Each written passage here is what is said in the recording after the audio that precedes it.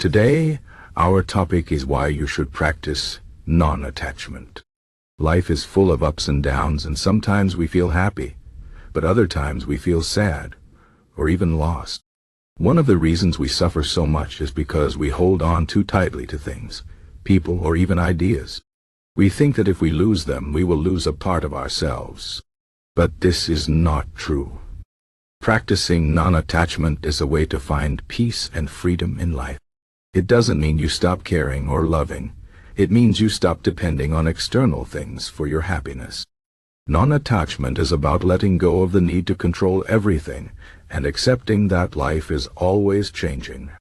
It is a key idea in many philosophies, like Stoicism and Buddhism, and it can help you live a more balanced and joyful life.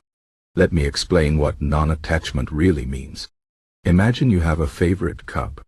You love this cup because it is beautiful, and it reminds you of a special memory. But one day, the cup breaks. If you are too attached to it, you might feel sad, angry, or even cry. But if you practice non-attachment, you will understand that the cup was just a thing. It was never permanent. Everything in life is temporary, and holding on too tightly will only bring you pain. Non-attachment teaches you to appreciate things while they are here, but also to let them go when they are gone. This doesn't mean you don't care about the cup. It just means you don't let its loss destroy your peace of mind. Now think about relationships. Many people suffer because they become too attached to others. They think, if this person leaves me, I will be nothing. This kind of thinking creates fear and anxiety. Non-attachment in relationships means loving someone without depending on them for your happiness. It means understanding that people change, and sometimes they leave. This doesn't make love less valuable. It makes it more real. When you love without attachment, you give the other person freedom, and you also free yourself. You can enjoy the time you have together without worrying about what might happen in the future. Non-attachment also applies to success and failure. Many people spend their lives chasing success, thinking it will make them happy. But success is not permanent.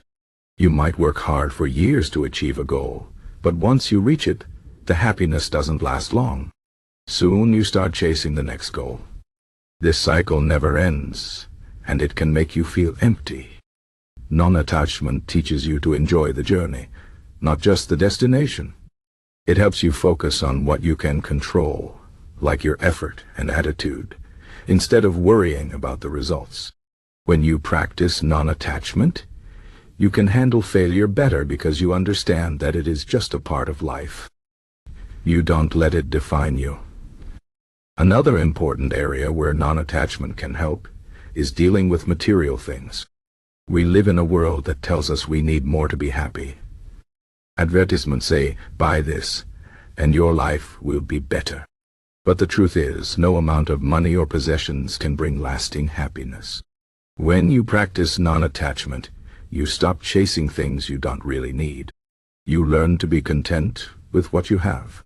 This doesn't mean you stop working or improving your life. It just means you don't let material things control your happiness. You realize that true happiness comes from within, not from external things. Now let's talk about emotions. Emotions are a natural part of life, but sometimes we get stuck in them.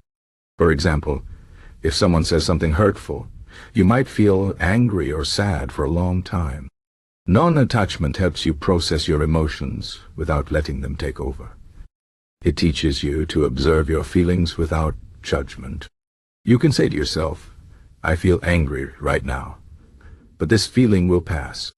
When you practice non-attachment, you don't suppress your emotions, but you also don't let them control you.